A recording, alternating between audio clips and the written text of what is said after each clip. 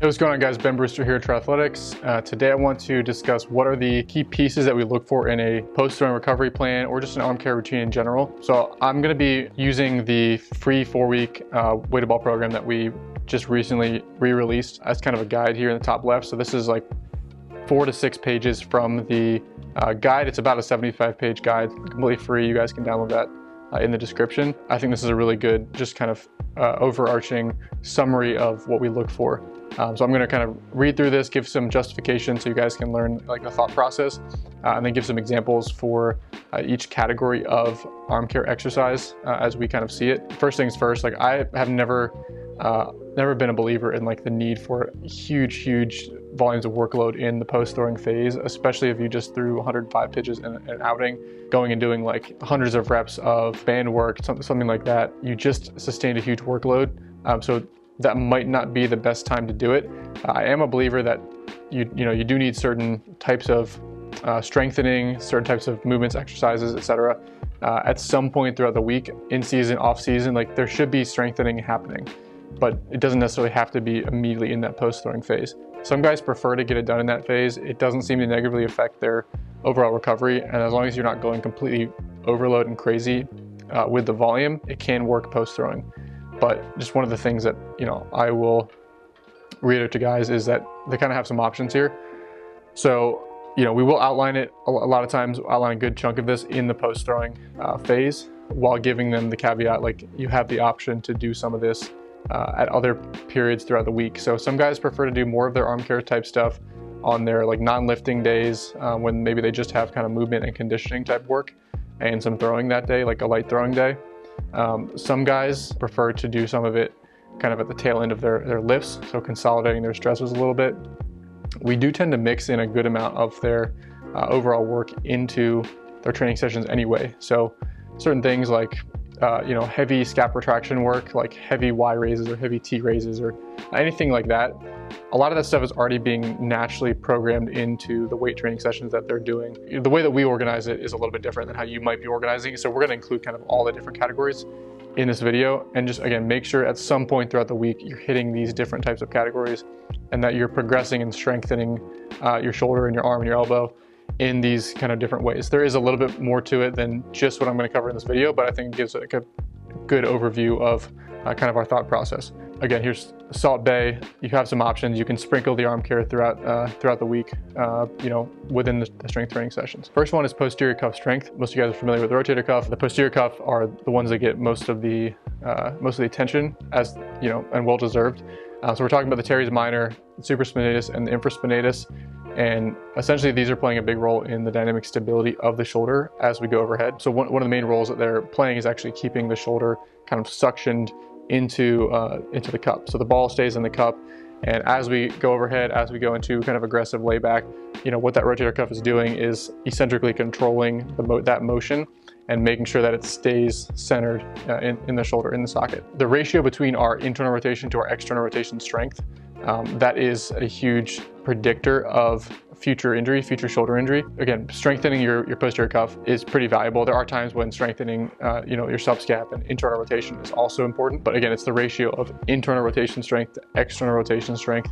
This is something that can be pretty easily measured with the Arm Care app. So if you guys haven't checked out the Arm Care app, posted about it before. We have an article on our website where we kind of break down and review what it is, but basically it's a strength sensor you can buy. You put it on your wrist, and you can do it pre-throwing and post-throwing, or just on game days or just on bullpen days. But it gives you immediate assessment of your external rotation strength, your internal rotation strength, scaption strength, grip strength, and it logs all of it, it tracks all of it. So you can see these ratios, you can see where you're potentially at risk. So again, posterior cuff strength is a big one. Sometimes internal rotation strength becomes a priority too, especially if the ratio is kind of skewed in the opposite direction. But a lot of times we'll see that a guy's a little bit stronger on his throwing arm in internal rotation. And as they throw harder and harder and harder, it becomes even more important proportionally that you keep the rotator cuff strong. When you're throwing 75 miles an hour, right, you don't need a crazy strong rotator cuff to stay healthy. But when you're throwing 95, there's a lot more stress going through that joint. There's a lot more rotation, internal rotation speed happening in the throw. And so there's a lot more demand on the rotator cuff to do its job and keep that ball centrated, keep that humeral head centrated in the glenoid fossa. So again, here's kind of a graphic of this. Basically, like when people say like the ball in the cup or the golf ball on the tee, again, this is what they're talking about. So some examples might be like a sideline dumbbell external rotation. It might be a band external rotation at 90 degrees or a band external rotation in the scapular plane. There's a lot of different ways to train the posterior cuff. Specifically here, we're talking about training it kind of through like a full range of motion. So external rotation type movements, like classic external rotation movements. We'll talk about a different category in a second, which is more of a isometric or co-contraction type way to train it. So the rotator cuff will be active in other exercises besides just isolating it. But I think there is a time and a place for isolating it through a full range of motion at some point throughout the week. The second category would be lower trap recruitment and or scapular posterior tilt. So when it comes to shoulder mechanics, the lower trap works in concert with the serratus anterior to help the scap tilt backwards and upwardly rotate. So while it's still part of the trapezius muscle, you really do need to divide the trap into upper, middle, and lower traps because they all have different fiber orientations and different functions. We're really talking about this muscle in reference to being able to create clean layback. So in order to get your shoulder to go into external rotation in a clean way, remember there's rotation happening at the actual ball and socket, but there's also tilt happening at the scapula. So if you're just rotating at the ball and socket, but your scap is stuck forward, your scap doesn't have the ability to actually glide into posterior tilt and clear the way for the true ball and socket rotation to happen, you're potentially putting yourself at risk of a lot more impingement type issues, potentially labrum issues, potentially supraspinatus, tendonitis or tendon issues or degeneration or strains or bursitis or all those types of issues have a similar mechanism. But we want to make sure that while there's going to be some true ball and socket external rotation happening, that's what this would be, there's also the ability of the scapula to tilt posteriorly. And to do that, to control that, you can see the line of fibers here for the lower traps, right? These are kind of upwardly angled fibers. And so we're looking at kind of retraction type movements with the arms up overhead, somewhere around 135 degrees. And so like a prone Y raise would be one example, maybe a TRX Y raise, maybe a cable diagonal D2 pattern. There's a lot of different ways, but typically we're going to be talking about some sort of retraction pattern above 90 degrees. Any sort of like Y raise type movement is going to get the low trap pretty well. Number 3 would be scapular / cuff co-contraction and timing. So this would be more isometric training in various positions. Typically the positions that we're going to be working are somewhere around 90 degrees. So somewhere right around 90 degrees, relatively neutral, or a little bit out in front in the scapular plane, or potentially elbow straight in, somewhere around our arm slot. But again, kind of thinking about it, like what are the sport-specific positions that we're trying to reinforce and make sure that all these muscles are firing in unison. So it's a big symphony, right? You can think of it that way. You want to make sure all these muscles have a contribution to play.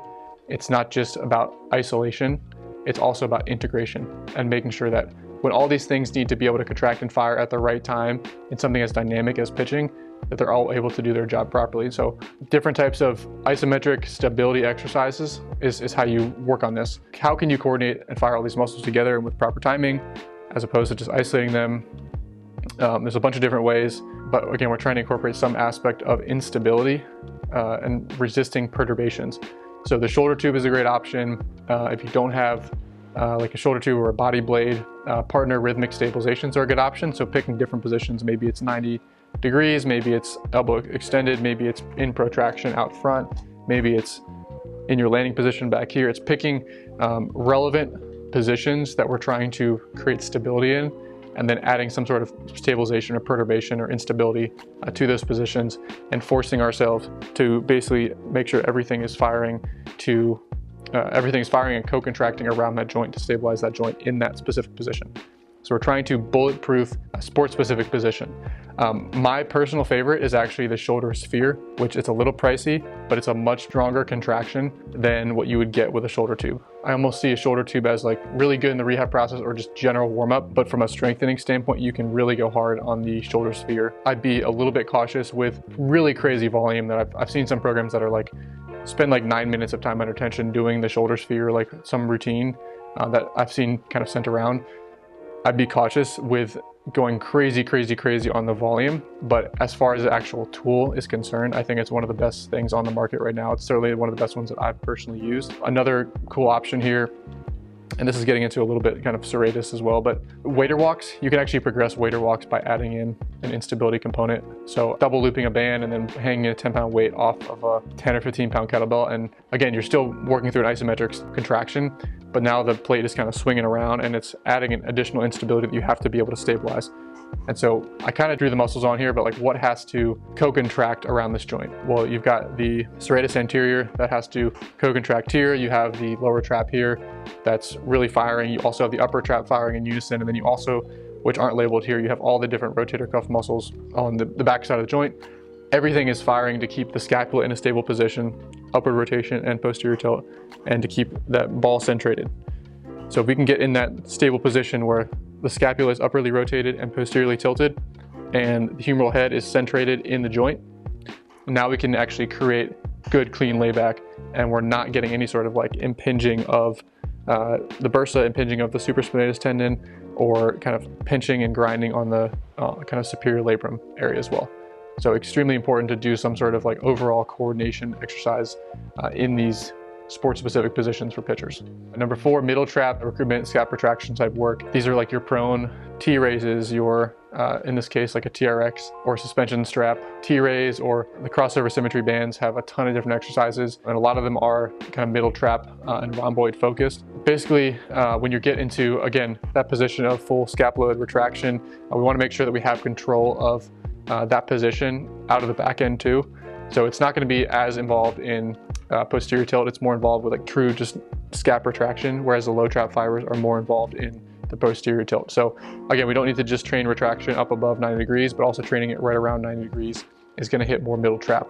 So T-raises, band pull aparts, reverse flies. I think the crossover symmetry bands are awesome. The general post throwing routine that they outline is actually a pretty decent one. We like to add a little bit of variety. We like to add a little bit more load for some of the different exercises that they will use. The way that they've outlined that particular routine, like they definitely hit, you know, posterior cuff isolation, they definitely hit low trap, they definitely hit middle trap, they hit some serratus type stuff. So it's a good starting point, and I definitely think the bands are must-haves if you can afford it, if it's in your budget. Number 5, which I just alluded to, serratus anterior recruitment and scap upward rotation. As far as what the serratus anterior is doing, it's basically making sure that the scapula stays fixed and flush to the rib cage.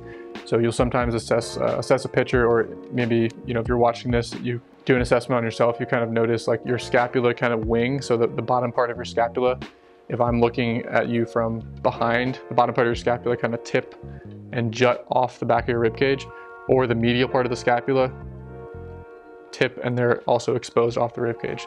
So you shouldn't be able to just like get a finger up underneath your scapula. What the serratus is doing is basically suctioning everything to the rib cage and making sure that it stabilizes the scapula, not only to the rib cage, but also contributing to this upward rotation action. And again, it's basically assisting with this motion right here, with getting that inferior tip of the scapula and wrapping around the rib cage and helping with upward rotation and protraction. So it's an extremely important muscle that is often inhibited and not firing properly. And one of the reasons that a scapula can get kind of stuck in downward rotation and start leading to some shoulder impingement type issues. So we basically need to make sure that it's not only activated, quote unquote, but also strong. So it's not like getting it to improve the mind muscle connection, just getting it to turn on. Like maybe scap wall sides are like a very low load way to start building some mind muscle connection, but at some point we need to also build some work capacity and some strength in that muscle as well, and some endurance, versus just hitting, you know, 2-arm, 1-arm scap wall sides forever. There should be a progression beyond that point. So some examples, again, wall sides would be one kind of regression, scap push-ups, kind of a mid-range progression, yoga push-ups, still mid-range, bear crawls. Bear crawls I think are one of my favorite, more advanced progressions. Go do a minute straight of bear crawls, or set a timer and see how far you can go without starting to lose form, without starting to lose protraction and rib cage position and pelvic position. If you can do a minute of straight, proper forward, backward, sideways types of bear crawls, that is a killer serratus exercise. We have dozens of different serratus exercises that we will incorporate in there.